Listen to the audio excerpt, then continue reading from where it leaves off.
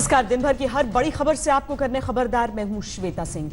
देश की सबसे बड़ी चुनौती अगर कोई है तो वो है कश्मीर में आतंक को ऑल आउट करना। सेना, सीआरपीएफ, पुलिस, दूसरी एजेंसियां तो जान पर खेलकर अपना काम कर रही हैं, लेकिन जब तक कश्मीर के आम लोग आतंक के खिलाफ खड़े नहीं होते तब तक इस चुनौती को ध्वस्त नहीं किया जा सकता। क्योंकि इस आतंक का डिजाइन ऐसा है जिसमें युवाओं का ब्रेन वॉश किया जाता है। अफसोस यह है कि इसे हमारे यहां बैठे कुछ लोग आजादी का नाम देकर बढ़ावा भी देते हैं। आतंकवादी संगठन तो हमेशा ही आतंक के कच्चे माल की तलाश में रहते हैं। यह बहुत हैरानी नहीं है कि देश की प्रतिष्ठित अलीगढ़ मुस्लिम यूनिवर्सिटी के अंदर हिजबुल मुजाहिदीन का एक आतंकी निकला। जब से इसके बारे में पता चला है तब से यह गायब है। कुपवाड़ा का रहने वाला मन्नान बशीर वानी अलीगढ़ मुस्लिम यूनिवर्सिटी के डिपार्टमेंट ऑफ जियोलॉजी में रिसर्चर था।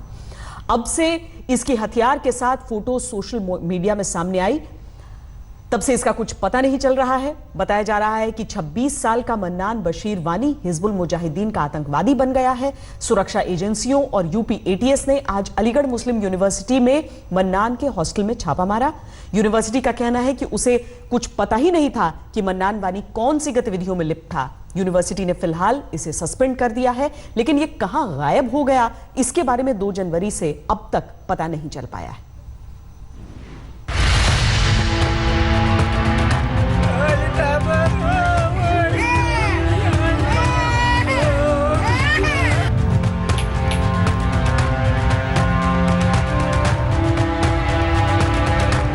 26 साल का मन्नान बशीर वानी अभी 1 महीने पहले ही कश्मीर की कुपवाड़ा में अपने घर से अच्छा भला निकला था। ऐसा क्या हुआ कि अचानक वो अलीगढ़ मुस्लिम यूनिवर्सिटी में पीएचडी करते करते गायब हो गया और सामने आई उसकी हथियार के साथ वो फोटो जो परिवार के लिए सदमे से कम नहीं है। आप अपनी तरफ से कोई अपील उसे करना चाहते हैं मन्नान को? बड़ा मैच्योर बच्चा, घर वापसी के लिए उनके लिए कोई मैसेज? ऐसा फैसला उसने मेरे बगैर किया, वो खुद ये समझने वाला है मैंने अपने पापा को कितना तकलीफ दिया, अपनी मम्मी को मैंने कितना परेशान किया, अपनी अकलौती बहन को उसने कितना परेशान किया। वो खुद बाशूर बच्चा है, मुझे उससे उम्मीद नहीं थी। मन्नान वानी के पिता से बोलते नहीं बन रहा। उन्हें समझ में नहीं आ रहा कि आखिर जिस बेटे को इतनी मेहनत से पढ़ाया लिखाया वो आतंक के रास्ते पर अचानक भटक कैसे गया, किसने उसे गुमराह किया। अलीगढ़ मुस्लिम यूनिवर्सिटी में PhD scholar mannan Hizbul Mujahideen का आतंकी कैसे बन गया। माँ के लिए ये सब कुछ सहन कर पाना मुश्किल है। मन्नान बशीर वानी उसका नाम है, मैं उसकी माँ हूँ। वो मुझे बाजी बोलता था, मम्मी नहीं बाजी बोलता है। मैं उसको अपील करता है बस एक बार आप आओ। अगर मुझे कोई गलती है मैं उससे माफी मांगता हूँ। मुझे अगर कोई गलती है, अगर मैंने उसके साथ कुछ किया, वैसे मुझे पूरा यकीन है मैंने इसको कुछ नहीं किया। मैंने अपने खून के कतरे कतरे इसको दिया, पढ़ाया लिखाया, बड़ा आदमी बनाया। मुझे क्या पता है वो मुझे धोखा करेगा, क्या पता नहीं। मैं अपील करता है मीडिया से, सब लोगों से, इसको वापस ला। मन्नान की माँ, पिता और बहन किसी को ये भरोसा नहीं हो रहा कि मन्नान इस तरह उनकी उम्मीदों को धोखा देगा। लेकिन जितनी भी जानकारी अब तक सामने आ रही है उससे यही पता चल रहा है कि मन्नान बशीर वानी हिजबुल मुजाहिदीन का आतंकवादी बन चुका है। सोशल मीडिया पर उसकी हथियार के साथ तस्वीर आने के बाद यूपी एटीएस ने अलीगढ़ मुस्लिम यूनिवर्सिटी में उसके हॉस्टल की तलाशी ली। हम लोगों ने उनके कमरे की तलाशी ली है। जो लेट डाउन प्रोसीजर है उसको फॉलो करते हुए उसकी वीडियोग्राफी कराई है।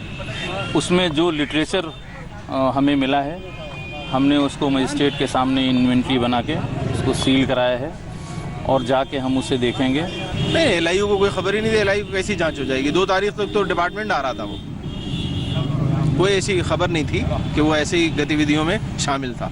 सस्पेंड कर दिया गया टिल फर्दर इंक्वायरी, और उसके ऊपर डिपार्टमेंट का और हाल में कब तक आते थे हर चीज के ऊपर इंक्वायरी होगी। एएमयू के मोहम्मद हबीब हॉस्टल के कमरा नंबर 237 में मन्नान वानी रहता था, जहां से मन्नान के केस से जुड़े कई महत्वपूर्ण चीजें जब्त की गई हैं। अटेंडेंस रजिस्टर के मुताबिक मन्नान वानी ने 2 जनवरी तक क्लास भी अटेंड की, जिसके बाद से उसका कोई पता नहीं चल रहा। सिर्फ उसकी आतंकी भेष में हथियार के साथ तस्वीर वायरल हो गई। परिवार गुहार लगा रहा है कि मन्नान वापस आ जाए। मुझे एक बार वो देखना है, बस एक बार वो वापस आ जाए। मैं इसके बगैर रह नहीं सकूं, मैं एक दिन भी नहीं निकाल सकूं।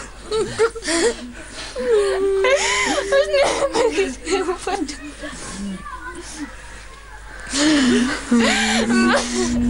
फिलहाल तो पीएचडी स्कॉलर मन्नान वानी को यूनिवर्सिटी से सस्पेंड कर दिया गया है। एएमयू प्रशासन का कहना है कि मन्नान की गतिविधियों के बारे में उसे कोई अंदाजा नहीं था। वो हॉस्टल और यूनिवर्सिटी क्लास में रेगुलर भी रहा है। परिवार का कहना है कि वो 1 महीने पहले ही घर से अलीगढ़ गया था। लगातार फोन से संपर्क में भी था, लेकिन नए साल से कोई हालचाल नहीं मिला। 3 दिसंबर को मेरा कांटेक्ट उससे हुआ और 4/22 पर मैसेज उसकी अपनी बहन को पहुंची। फोटो कुछ उसने भेज दिए थे, उसके बाद उसका कोई कांटेक्ट नहीं। मन्नान के केस में असली कहानी क्या है, ये तो अभी जांच के बाद ही पता चलेगा। लेकिन ऐसे कई कश्मीरी युवा आतंक के रास्ते पर भटके हैं, जिनमें से कई के परिवारों की अपील करने पर वो हथियार छोड़कर वापस भी लौटे। इनमें अभी 2 महीने पहले माजिद नाम के कश्मीरी फुटबॉलर का मामला बहुत चर्चित हुआ था, जो लश्कर-ए-तैयबा का आतंकी बन गया था, लेकिन मां की पुकार सुनकर वापस लौट आया था। रेडिकलाइजेशन हो गया है यूथ का। We have to get them away from this kind of radicalisation that is happening. और वही हमारा जरिया है, कोशिश कर रहे हैं पूरे सोशल मीडिया के जरिए, ताकि जो भी रेडिकलाइज यूथ हैं उनको मेन स्ट्रीम में लाया जा सके। चिंता वाली बात नहीं है, ये होता रहेगा। ये पहले भी हुआ है। ये जस्ट कि आज अगर आपको कुछ पता लग गया, ये पहले भी हथियार दिखाए गए थे। कश्मीर में आतंक पर फुल एक्शन के बीच हथियार उठाने पर बचने की कोई गुंजाइश नहीं है। ऐसे में मन्नान जैसे कश्मीरी युवाओं के परिवार वाले यही उम्मीद करते हैं कि उनके बेटे आतंक के रास्ते पर न भटके, परिवार को धोखा न दे। कश्मीरी युवाओं को हथियार पकड़ाने की आतंकी साजिश तभी ध्वस्त होगी जब आतंक के खिलाफ पूरा कश्मीर इसी तरह से खड़ा होगा और इस आतंकी साजिश को समझेगा जिसने कश्मीर को अब तक तबाह किया है। अलीगढ़ से अकरम खान के साथ अशरफ वानी, श्रीनगर, आज तक। अब मन्नान बशीर वानी की असल में कहानी क्या है? कैसे वो अलीगढ़ मुस्लिम यूनिवर्सिटी के अंदर रहकर आतंक के रास्ते पर निकल पड़ा? क्या इसे बरगलाया गया? क्या इसके पीछे कोई और कहानी है? यह भी पुख्ता तौर पर नहीं कहा जा सकता। लेकिन एक बात तय है कि कश्मीर को आतंक से तबाह करने का यह पाकिस्तान का पुराना एजेंडा है, जिसमें युवाओं को शिकार बनाया जाता है। अभी 2 दिन पहले गृह मंत्री राजनाथ सिंह ने कहा कि जम्मू कश्मीर के युवाओं को उकसाने में पाकिस्तान कोई कसर नहीं छोड़ रहा है। जम्मू कश्मीर के डीजीपी ने बताया कि पिछले साल सेना ने 85 स्थानीय और 121 पाकिस्तानी आतंकी मारे। 75 युवाओं को आतंकवाद के रास्ते से वापस लाया गया। डीजीपी के अनुसार ऑपरेशन ऑल आउट का मतलब हर आतंकी मारना नहीं है, बल्कि चुन चुन कर आतंकवादियों को मारना है जो युवाओं को उकसाने का काम करते हैं। इसमें पाकिस्तानी आतंकी और बड़े आतंकियों को किसी तरह का मौका नहीं दिए जाने, लेकिन स्थानीय आतंकियों में जो हथियार छोड़ने को तैयार हो जाए उन्हें मौका दिया जाता है। जम्मू कश्मीर पुलिस लगातार परिवारों से अपील करती है कि वो अपने बच्चों को आतंक की राह पर जाने से रोकें और इनको सरेंडर करके परिवार के पास लौटने का मौका देती है। मन्नान बशीर वानी का परिवार जिस तरह से बिलख रहा है, जिस तरह से वो ये कह रहा है कि अगर मन्नान वानी आतंक के रास्ते पर निकल गया तो उसने परिवार के साथ धोखा किया है, ये बताता है कि किस तरह से आतंक के डिजाइन से कश्मीर के परिवार तबाह किए जाते हैं और आजादी के झूठे नारों से अब भी तबाह किए जा रहे हैं। ऐसे लोग कश्मीर को इसी तरह आतंक की आग में जलते देखना चाहते हैं। इनको कश्मीर के आम लोगों और मन्नान वानी जैसे परिवारों की तकलीफों से कोई लेना देना नहीं है, जो पूरा जीवन मेहनत करके अपने बच्चों को पढ़ाते लिखाते हैं और अब आंसू बहा रहे हैं क्योंकि किसी ने उनके बेटे को बरगला दिया।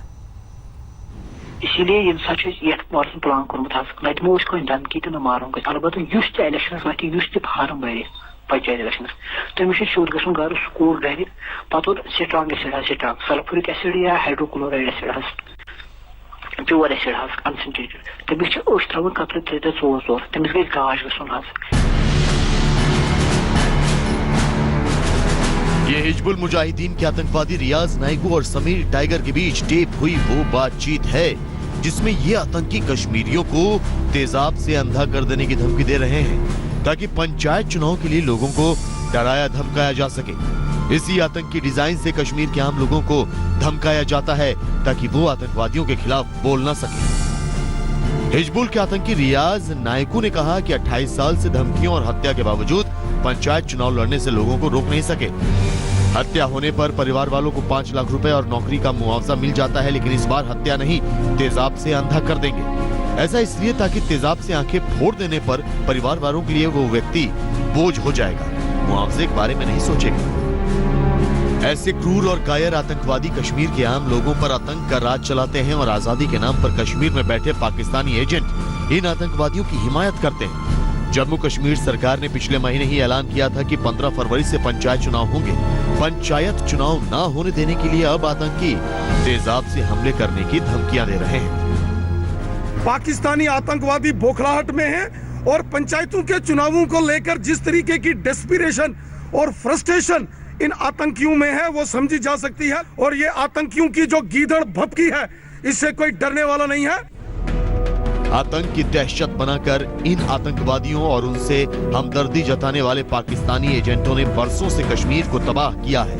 इसमें कश्मीर के युवाओं को बरगलाकर हथियार उठाने की आतंकी डिजाइन को अपनी ताकत बनाया है, जिससे कश्मीर में परिवार के परिवार तबाह हो रहे हैं। इन परिवार के आंसुओं को देखने वाला कोई नहीं। मन्नान वानी का परिवार इस लिस्ट में सबसे नया नाम है। मुझे एक बार वो देखना है, बस एक बार वो वापस आ जाए। मैं इसके बगैर रह नहीं सकूं। मैं एक दिन भी नहीं निकाल सकूं। उसने मेरे ऊपर कश्मीर को आतंक के रास्ते पर चलते देखना और तबाह करना कोई और चाहता हो ना हो, पाकिस्तान ऐसा ही चाहता है, जिसने कश्मीर में बरसों से आतंक की सप्लाई कर रखी है। लेकिन ये सब जानकर भी कश्मीर के नेताओं को भ्रम है कि पाकिस्तान से बात करने से ये हालात सुधर जाएंगे। मुख्यमंत्री महबूबा मुफ्ती 2 साल से ये सब देख रही हैं, फिर भी वो बड़े भ्रम में हैं।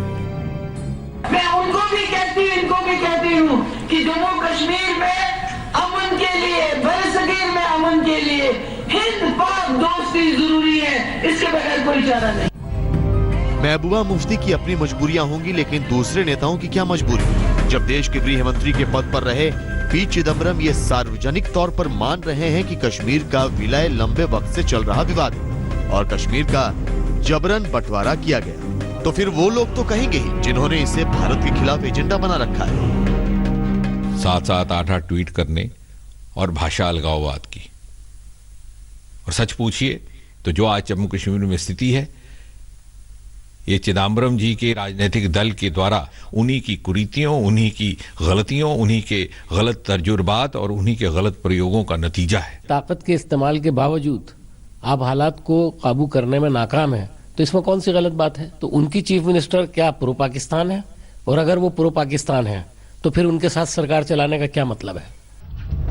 कश्मीर में सबसे बड़ी लड़ाई आतंक के खिलाफ है, पाकिस्तान के एजेंडे के खिलाफ है, उस सोच के खिलाफ है जो आज भी कश्मीर में आतंक को बढ़ावा देती है, युवाओं को बरगलाकर हथियार उठाने को उकसाती है। भले बातचीत का जितना भी रट्टा लगाया जाए, पाकिस्तान कभी नहीं चाहेगा कि कश्मीर में शांति रहे। आज तक ब्यूरो। पाकिस्तान की शह पर आतंकवादियों ने कश्मीर का मौसम कैसे बिगाड़ रखा है, यह हमने आपको दिखाया। वैसे आजकल अमेरिका और ऑस्ट्रेलिया में भी मौसम बिगड़ा हुआ है। अमेरिका में कड़ाके की ठंड पड़ रही है, ऑस्ट्रेलिया में गला देने वाली गर्मी। ब्रेक के बाद हम अमेरिका से ऑस्ट्रेलिया तक मौसम के इसी डबल स्टैंडर्ड का विश्लेषण करेंगे। आप रहिए खबरदार। पूरा उत्तर भारत इन दिनों जबरदस्त ठंड की चपेट में है, लेकिन खबरदार में जब हम आपको अमेरिका की ठंड के सितम दिखाएंगे तो आपको ठंड में भी गर्मी का एहसास होने लगेगा। वैसे गर्मी तो इन दिनों ऑस्ट्रेलिया में पड़ रही है, वो भी भयंकर। इसीलिए आज हम आपको अमेरिका की सर्दी से लेकर ऑस्ट्रेलिया की गर्मी तक मौसम के डबल स्टैंडर्ड पर आधारित वीडियो विश्लेषण दिखाएंगे, जो अच्छे भले इंसान के दिमाग का मौसम खराब कर सकता है। लेकिन उससे पहले आप आज का खबरदार अपडेट देखिए।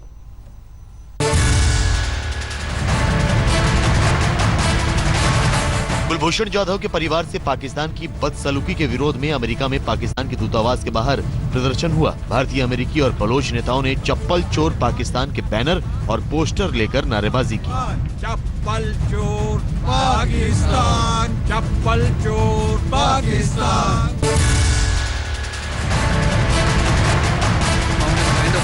सेनाध्यक्ष जनरल बिपिन रावत ने कहा कि अरुणाचल प्रदेश के चीन बॉर्डर पर हुए विवाद को हल कर लिया गया है। टूटिंग इलाके में भारतीय सैनिकों ने 26 दिसंबर को सड़क बना रही चाइनीज टीम को भगा दिया था। आर्मी चीफ ने कहा, डोकलाम से भी चीन ने सैनिक कम कर लिए हैं।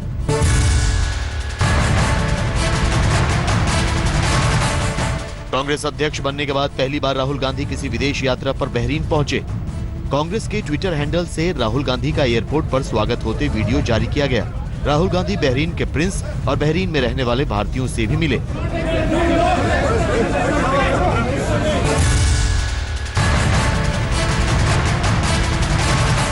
कर्नाटक के सीएम सिद्धारमैया और यूपी के सीएम योगी आदित्यनाथ के बीच ट्विटर वॉर छिड़ गया।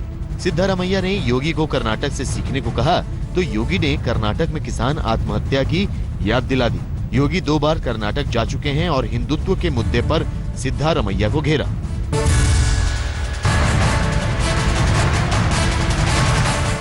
दिल्ली में कथित तौर पर ठंड से हुई मौतों पर सीएम केजरीवाल ने अफसरों और इनकी नियुक्ति करने वाले उपराज्यपाल को जिम्मेदार ठहराया। सरकार ने पहले ये कहकर बचाव किया था कि पिछले वर्षों की तुलना में कम मौतें हुई हैं और ये मौतें भी ठंड से नहीं हुई हैं। हिंदुस्तान के अंदर जितनी भी सरकारें हैं राज्यों की, सबसे बेहतरीन इंतजाम ठंड से बचने के लिए, गरीबों के लिए, निराश्रितों के लिए शेल्टर बना के दिल्ली सरकार ने किया है। अभी पिछले दिसंबर में 250 लोग मरे हैं 1 महीने में, उसको हमने हर बार उठाया भी।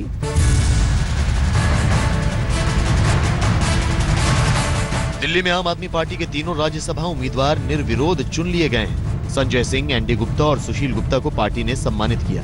इनमें एनडी गुप्ता और सुशील गुप्ता को राज्यसभा भेजने पर बड़ा विवाद हुआ है।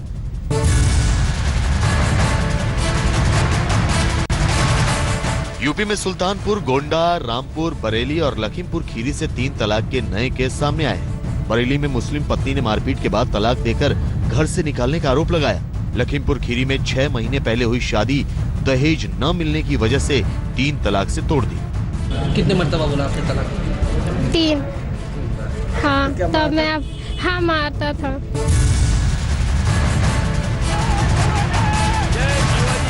करणी सेना ने पद्मावती फिल्म की रिलीज पर फिर धमकी दी है और कहा कि नाम बदलने से बदलाव आता है तो पेट्रोल का नाम गंगा जल रखकर सिनेमा घरों में आग लगा देंगे। पद्मावती पद्मावत के नए नाम से 25 जनवरी को रिलीज हो सकती है। राजस्थान सरकार इसे रिलीज ना करने पर अड़ी है।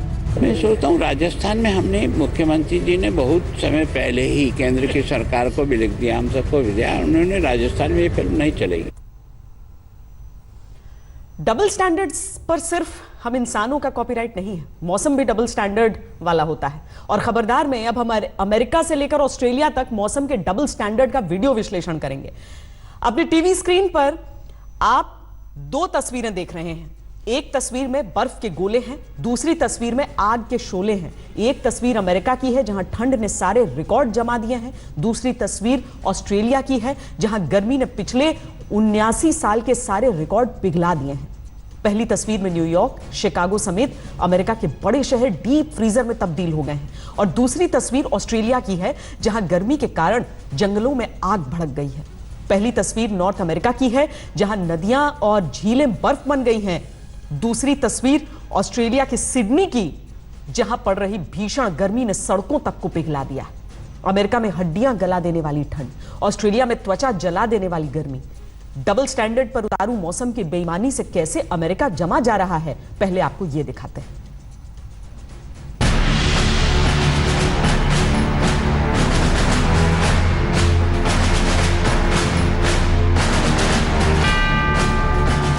अमेरिका में ठंड की आफत का नमूना देखना है तो विश्व विख्यात नियाग्रा फॉल्स को देखने से बेहतर और क्या होगा, जो आजकल -23 डिग्री सेल्सियस की ठंड में जम चुका है।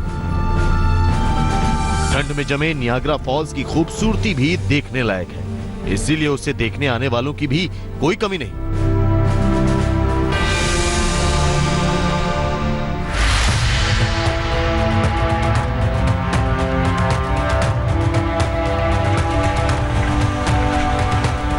ये अमेरिका के माउंट वॉशिंगटन का हाल है। ये जगह इन दिनों मंगल ग्रह से भी ज्यादा ठंडी है।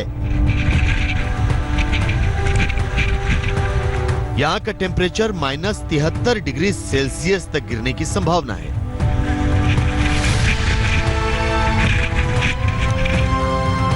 अमेरिका में ठंड से हालात इतने बदतर हो गए हैं कि अमेरिका के कई हिस्सों में टेम्परेचर -35 डिग्री सेल्सियस तक जा पहुंचा है।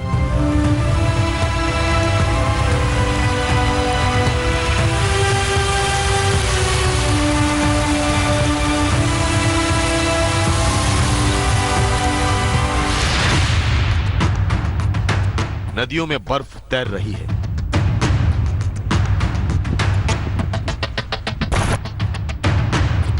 फव्वारों से निकला पानी सफेद पड़ चुका है।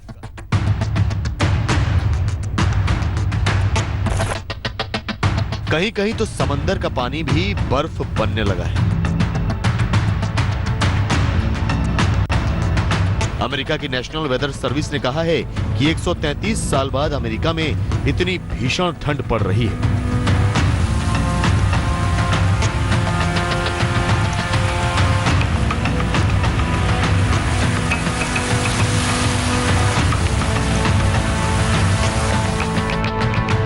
नॉर्थ अमेरिका की हालत सबसे खराब है।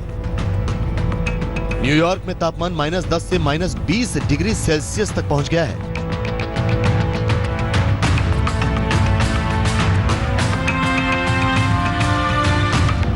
फिलाडेल्फिया और पेंसिल्वेनिया में -30 डिग्री ने सब कुछ जमा दिया है।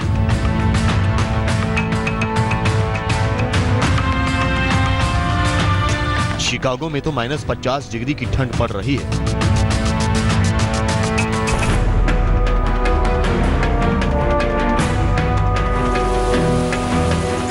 ठंड की वजह से अमेरिकी प्रशासन ने कई राज्यों में इमरजेंसी घोषित कर दी है।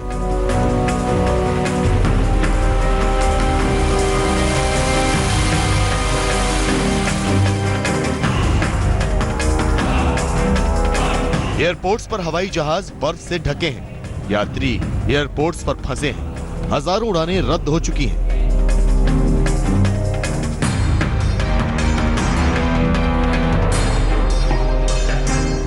ट्रेनें चल नहीं रही। सड़कों पर बर्फ जमा है। लोग बहुत मजबूरी में ही घरों से बाहर निकल रहे हैं। अमेरिका में भीषण ठंड ने अब तक 19 लोगों की जान ले ली है। It is chilling. It really stings the face, and I usually don't come out here like this. I'm normally dressed like a ninja. Only my eyes are showing. It's usually so cold. So try not to stay outside too long. Try to park close to where you need to be so that you can get there quickly, and then just walk as quickly as you can while you're getting there. Felt like we were in the middle of Siberia or something. You know, from my vehicle, it's just cold. It's so cold. America के सर्द मौसम में आग लगाने का काम शुक्रवार को आए बॉम्ब साइक्लोन ने किया था, जिसकी वजह से आर्कटिक से आने वाली बर्फीली हवाओं ने अमेरिका को ठंड से कपा दिया, जिससे अमेरिका को एकदम से छुटकारा फिलहाल नहीं मिलने वाला। अमेरिका के वेदर डिपार्टमेंट की चेतावनी है कि आने वाले कुछ और दिनों तक अमेरिका को हिम युग जैसे हालात झेलने पड़ेंगे। आज तक ब्यूरो। मौसम की ठंडी मार खाते अमेरिका की रिपोर्ट देखकर आपको अचानक से और ज्यादा ठंड महसूस होने लगी हो, तो अब आपकी ठंड भगाने के लिए हम आपको ऑस्ट्रेलिया ले चलते हैं, जहां का मौसम आजकल बहुत गर्मी दिखा रहा है। जब अमेरिका, कनाडा और कई यूरोपीय देशों में भीषण ठंड का सीजन चल रहा है, तब ऑस्ट्रेलिया में मौसम अपना बिल्कुल उल्टा खेल दिखा रहा है। जब अमेरिका ठंड की चपेट में है, उसी वक्त ऑस्ट्रेलिया में गर्मी ने 79 साल पुराने रिकॉर्ड तोड़ दिए।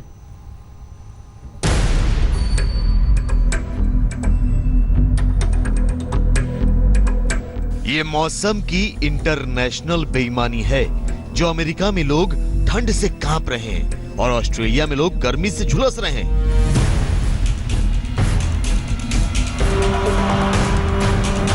ऑस्ट्रेलिया में मौसम ने 79 साल बाद ऐसा सितम ढाया है जब पारा 47 डिग्री सेल्सियस के पार जा पहुंचा।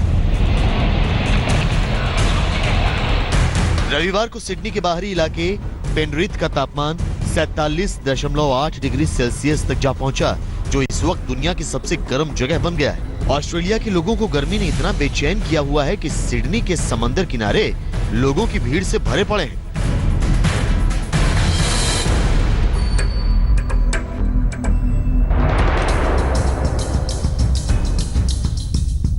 ऑस्ट्रेलिया में साल 1939 के बाद पहली बार इतनी भीषण गर्मी पड़ी है, जिसका असर सिडनी क्रिकेट ग्राउंड पर चल रही एशेज सीरीज पर भी पड़ा।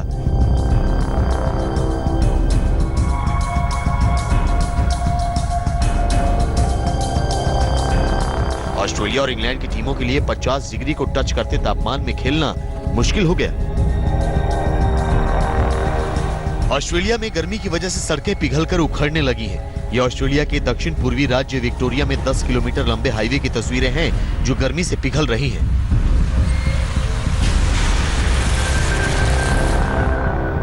तेजी से बढ़ते तापमान से ऑस्ट्रेलिया में जंगलों की आग भी भड़कने लगी है। मेलबर्न के बाहरी इलाकों समेत विक्टोरिया राज्य और दक्षिण ऑस्ट्रेलिया के कई राज्यों में आपातकाल की चेतावनी जारी की गई है।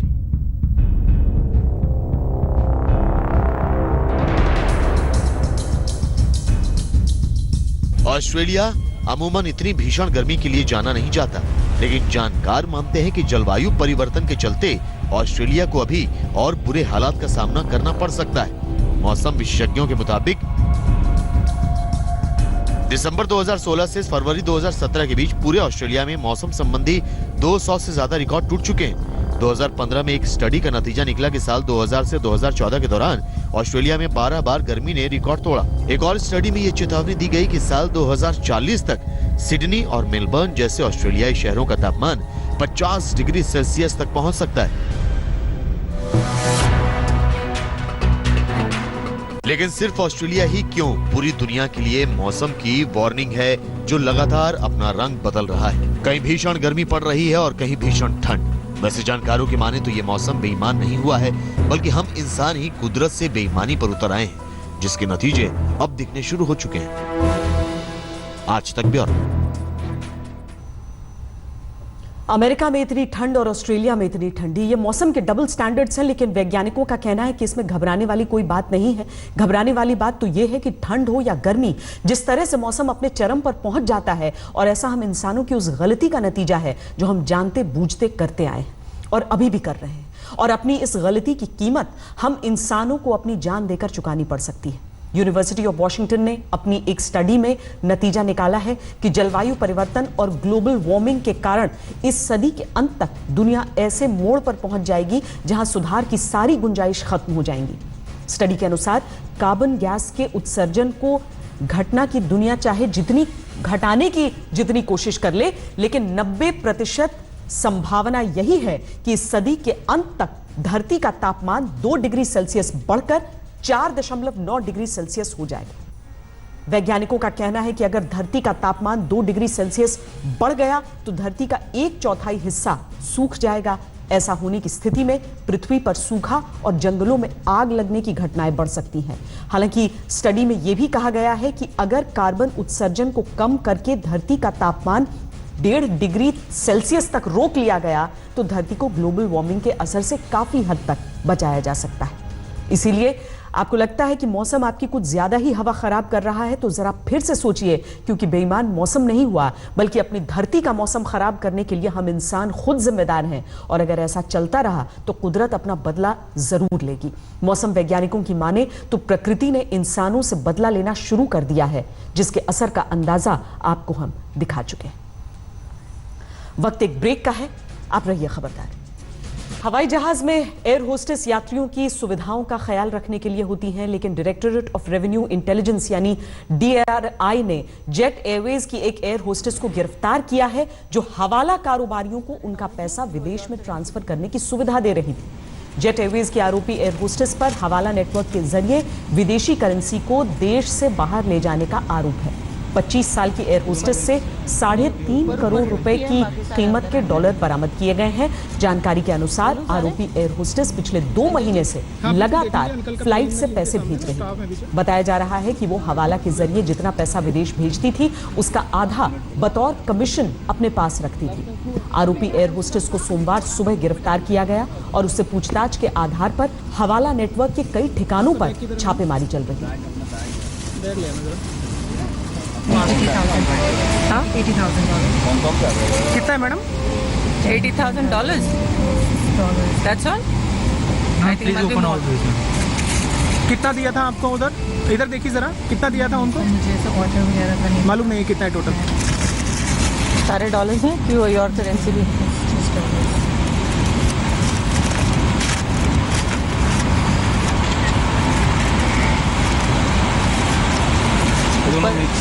नहीं, ऊपर 50 है, बाकी सारे अंदर 100 है। बोलो सारे संजय जी। हाँ बिल्कुल, देख लीजिए, हल्का हल्का प्रिलिमिनरी इनके सामने ना स्टाफ है पीछे। खबरदार में आज के लिए इतना ही। देश और दुनिया की बाकी खबरों के लिए आप देखते रहिए।